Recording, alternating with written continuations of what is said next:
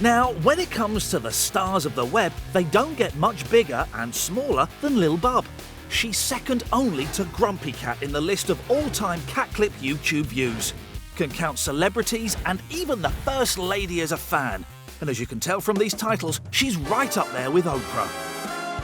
This 3-year-old Mog belongs to musician Mike Brodavsky. Despite barely being out of kittenhood, she's already rattled through 8 of her 9 lives. Well, that's the way Mike likes to tell it anyway. Her lower jaw is underdeveloped. Also, her teeth never grew in. She also has dwarfism, and she has a very rare bone condition called osteopetrosis. I think you'll find that's only 4. She has an extra toe in every paw.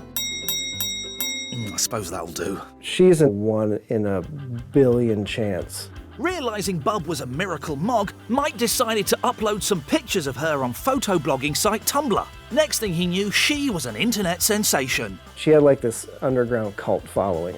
And then one of her photos on Tumblr went viral. And a friend of mine said, "Hey, your cat's on the front page of Reddit."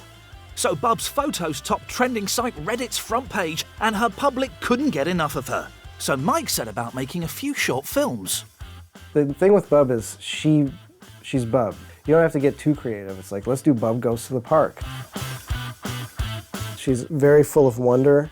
She takes on new experiences like a champ. I mean, that's kind of what she thrives on.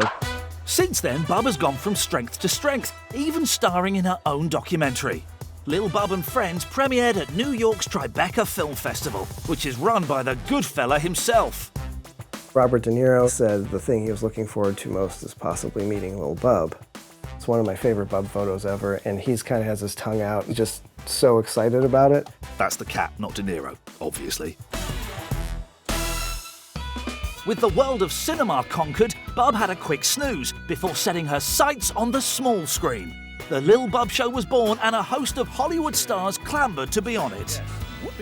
Dave Spikey, though, thinks that Bub's style of questioning is somewhat questionable. Oh. Yes. Oh. Yes. Oh. Yes. Oh. Yes. Oh. Right. Oh. Yes. Oh. What you see here is an excellent example of how not to interview a Hollywood A-lister by just asking questions that just require a yes or a no answer. Thank the Lord for subtitles, because I weren't getting it. During her short life, Bub has acquired many high-profile admirers, but even Mike was surprised when the White House called. Crazy things come up literally every week, like helping with a campaign for the First Lady, you know, and it's like, well, yeah, of course, we'll do that.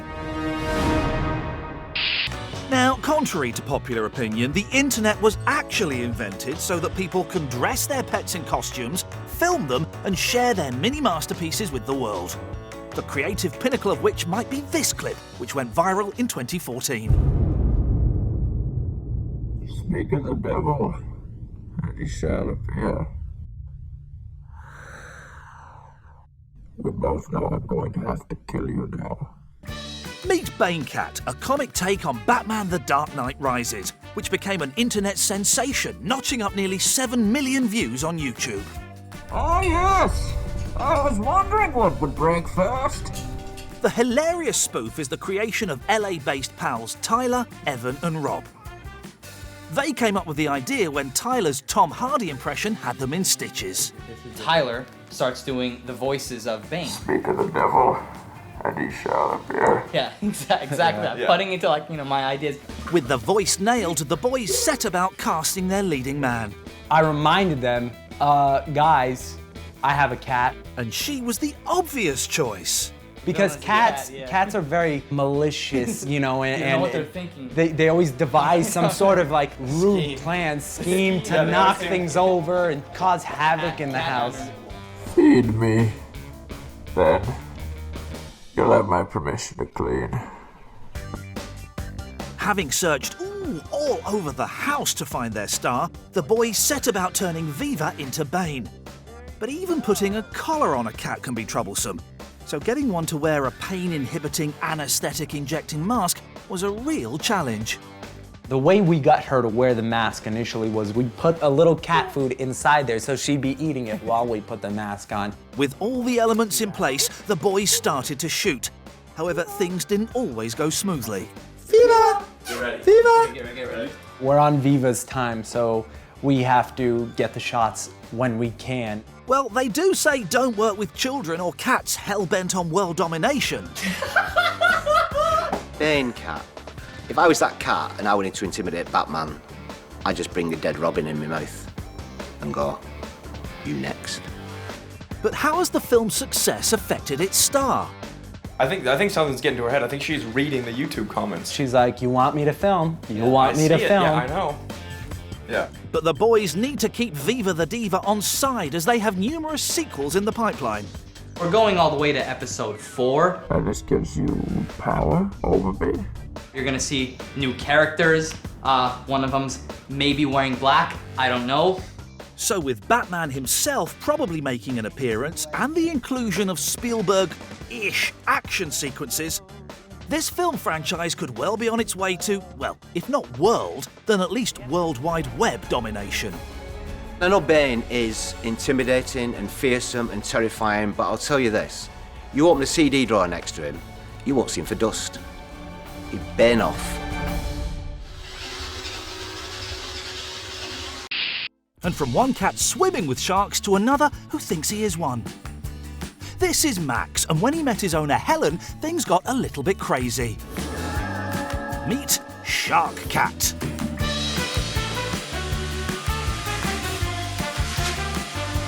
This viral clip of a cat riding a Roomba, a robot vacuum cleaner, and dressed as a shark, has been viewed over 10 million times. This is an example of a clip that, if alien life forms do come to the planet, I'd like them to think that is what we're like. Because I think that makes us look amazing. That this is just how we all live. But we can reveal that it nearly never was, because the costume was originally meant for a dog, called Sharky. Well, makes sense, I suppose. You ready? It all started when Helen was getting set for Halloween at her home in Houston, Texas, where local custom requires pets to wear fancy dress for the festivities. Yeah, I know, but moving on. I went to a store and I was looking for a shark costume for a dog, but their sizes didn't fit Sharky, so Max got it. And it's a good thing he did. The extraordinary buzz over her shark cat clip has allowed Helen to take time out of raising chickens and turn her attentions to running a YouTube channel, which is doing very nicely, thank you very much. People were like, oh, we want more shark cat. So I just did a update for all the fans somehow I got for the August Shark Week. Yeah, did I mention in Texas they also have a Shark Week? I know. Anyway, let's have a look at that one. When I uploaded Shark Cat chasing a duck, I thought it was pretty funny. You never know what goes crazy. So far, there have been 7.5 million views for this one. Not too bad for a sequel, and Sharky the dog finally had his day too. You know what? I bet that floor never actually gets dirty with all that Roomba action. And here's another cat who can't be bothered to use its legs. This is Morgan James, who lives in Beaumont, Texas, and the footage he posted of his cat Simon refusing to go for a walk became a cyber smash hit, getting over 2 million views. And whilst most found the disobedient Moggy hilarious, it also sparked an online backlash from concerned cat lovers. It all started in early 2014, when Morgan decided his apartment-bound cats should get some exercise. I wouldn't consider walking cats a normal thing. Obviously, the notion is that you walk dogs, but I've heard lots of stories of people successfully walking their cats and their cats loving it, but Simon's just got that personality where he's stubborn. Cats cannot be convinced or cajoled into anything, particularly physical exercise. Cats choose to spend most of their time being idle and sleeping. When they want to engage in activity, they do it on their own terms, in their own way. And that is why there is something absolutely absurd about the idea of cat leashes. You cannot take a cat for a walk. I guess Simon decided that he wasn't going to walk.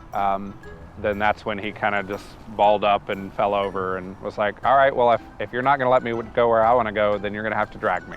We were just like, come on, what are you doing? We were laughing a little bit because he just had that look on his face. So I was kind of giving him gentle tugs to see if he was going to get up or not. And, you know, he's just being an absolute diva. So, as all people do in the 21st century when they've captured something amusing on their phone, Morgan posted the video on a well-known video sharing site, where the comments soon came flooding in. When I first started getting popularity on YouTube, there were a variety of comments. The majority of them were overwhelmingly positive, but there were a few of them where people would express displeasure, say that I was hurting my cats or that I shouldn't do that to my cats. A lot of people seem to just assume that Simon's leash was just a leash on a collar, so that it was dragging him by the neck rather than being like his whole body, which in actuality he wasn't. So I think that was the biggest thing that discomforted me whenever I would read negative comments. It was at this point Morgan decided to respond to the critics by recreating the video with him playing the part of the cat. I think the fans seemed like they thought it was a pretty clever tongue-in-cheek way of saying, here's me walking a mile in Simon's shoes. Cats in shoes? Surely that should be Puss in Boots. Oh, who writes this stuff? I think for cats that live permanently indoors, if they got used to wearing the harness and walking on the leash and enjoy going out, it can be a very essential thing to do, to keep them exercised, to keep them stimulated. But if they don't like it and they're terrified by it, play with them indoors.